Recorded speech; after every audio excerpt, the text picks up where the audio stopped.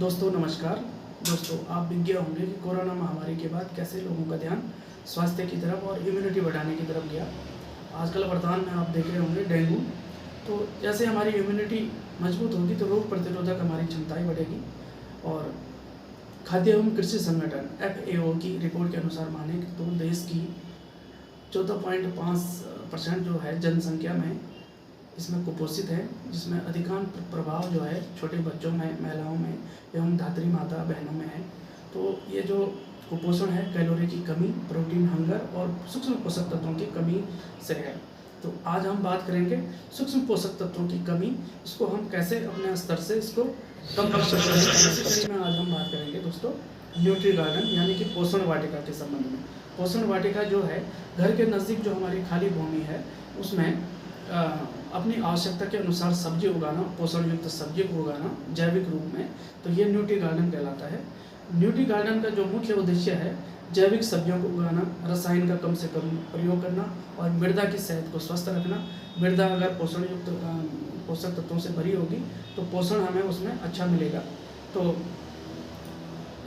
अब बात करेंगे आदर्श पोषण वाटिका के लिए, न्यूट्री गार्डन के लिए क्या क्या चीज़ें हमें ध्यान में रखनी है। इसके लिए सबसे पहले वह स्थान घर के नज़दीक हो जहाँ की सनलाइट अच्छी आती हो, पानी की उचित निकासी की व्यवस्था हो और पेड़ पौधों की छाव ना हो, इस टाइप की जगह हमने चयन कर लेना है। तो आगे बात करते हैं आदर्श न्यूट्री गार्डन कैसे बनाया जाए। तो इसको बनाने के लिए जो है सबसे पहले यह जरूरी है कि परिवार में कितने सदस्य हैं उसके अनुसार ही हम उसमें न्यूट्री गार्डन का आकार सुनिश्चित करेंगे। सपोज दैट 5 परिवार के सदस्य हैं तो इनके लिए 250 वर्ग मीटर जो है ज़मीन गोलाकार भूमि को हम इसमें लेंगे, जिसमें कि हम इसको 2 कैटेगरी में इस क्यारियों को बनाएंगे। एक तो छोटे आकार की, एक बड़ी आकार की। 7 क्यारियाँ जो है अंदर के साइड छोटे आकार की बनेगी और 7 क्यारियाँ बाहर की तरफ बड़े आकार की बनेगी। छोटी क्यारियों में हम सबसे पहले पत्तेदार सब्जियां लगा सकते हैं, टमाटर, खीरा, बैंगन, मिर्च लगा सकते हैं। और उसके बाहर जो है कद्दू वर्गीय खीरा, लौकी, कद्दू लगा सकते हैं। मेड़ों पे जो है मूली, गाजर, चुकंदर, पुदीना, प्याज इस टाइप की क्रॉप लगा सकते हैं।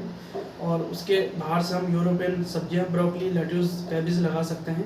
जड़ी बूटियों में हम तुलसी, गिलोय, तेज पत्ता, अश्वगंधा, हल्दी, अदरक लगा सकते हैं।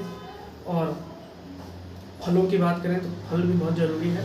आप कीवी बहुत ही न्यूट्रिशन वैल्यू का है। कीवी डेंगू में भी आजकल बहुत ही ज़्यादा उसका यूज़ हो रहा है, जो ब्लड प्लेटलेट्स को हमारे बढ़ा देता है, ब्लड काउंट को बढ़ा देता है।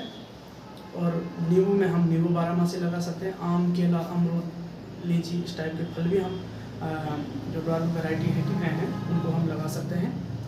तो इसमें ध्यान देने योग्य बातें क्या है दोस्तों, एक तो आप फसल चक्र को अपनाएंगे, दूसरा हम जो हमारे मौसम के अनुसार सब्जियां हम इसमें लगाएंगे और कम से कम हम क्या करेंगे इसमें निराई गुड़ाई करते रहेंगे। और हमने जो हमारे घर का खाद है, हरी खाद है चाहे जैविक खाद है, इसको हम मिक्स करके गोबर में मिक्स करके वर्मी कंपोस्ट के रूप में ही इसको डालेंगे। तो दोस्तों बात करेंगे इसके लाभ के। लाभ में आप देखेंगे तो पोषण युक्त सब्जियों से जब पैदा करेंगे तो हमें पोषण युक्त भोजन से हमारा शरीर स्वस्थ रहेगा। रसायनों से कम प्रभाव हम पे पड़ेगा क्योंकि हम जैविक रूप से इस सब्जियों को उगाएंगे। सूक्ष्म पोषक तत्वों की कमी से महिलाओं में, बच्चों में जो हमारे न्यूट्रिएंट्स वैल्यू है वो मेंटेन रहेगा और इससे हमारी रोग प्रतिरोधक क्षमता बढ़ेगी। खाली भूमि का सदप्रयोग होगा। तो ये इसके लाभ रहे। सरकार द्वारा भी इसमें कुछ कदम उठाए जा रहे हैं। राष्ट्रीय पोषण मिशन जो है 2022 से लॉन्च किया गया है। एनीमिया मुक्त भारत, जिसमें ब्लड की कमी हो जाती है, उसके लिए 2018 में यह योजना लॉन्च की गई है, जिसमें कि 1 से 3% करीब जो है इसमें इसके आंकड़ों में कमी लाना है। मध्याह्न भोजन की व्यवस्था ये स्कूलों में है। एकीकृत बाल विकास सेवा से इसमें 6 वर्ष से कम के बच्चों को भी हम पोषण युक्त भोजन की व्यवस्था इसमें की जाती है। कृषि पोषण गलियारा भी ICT के माध्यम से स्थापित है। तो सरकार द्वारा भी इसमें काफ़ी काम किया जा रहा है। तो ये मैं दोस्तों आपसे रिकमेंड करूँगा कि प्रत्येक घरों में पोषण वाटिका बहुत ज़रूरी है, ताकि हम पोषण युक्त भोजन खा के स्वस्थ आहार से स्वस्थ रह सकें। वर्तमान में तमाम रोगों के लिए हमें अपनी इम्यूनिटी क्षमता बढ़ाने की बहुत आवश्यकता है। इसलिए प्रत्येक घरों में जो हमारी खाली ज़मीन है उसमें हम क्या करेंगे, न्यूट्री गार्डन को स्थापित कर लेंगे। जिन किसानों के या जो शहरों में रहते हैं, किराए के मकानों में रहते हैं, उनके लिए भी आप रूफ टॉप गार्डन यानी कि छत में आप पॉली बैग में सब्जी उगा सकते हैं। जिनके पास कुछ भी ज़मीन नहीं है तो वो घरों में ही अपना हाइड्रोपोनिक्स के रूप में छोटे छोटे स्टेप बना के उसमें सब्जियां उगा सकते हैं। जो भी हाई वैल्यू की सब्जियां आप उगा सकते हैं, तो वो भी जिनके पास ज़मीन नहीं है वो भी सब्जियां उगा सकते हैं। धन्यवाद दोस्तों, वीडियो अच्छी लगी तो लाइक सब्सक्राइब जरूर करें। Thank you.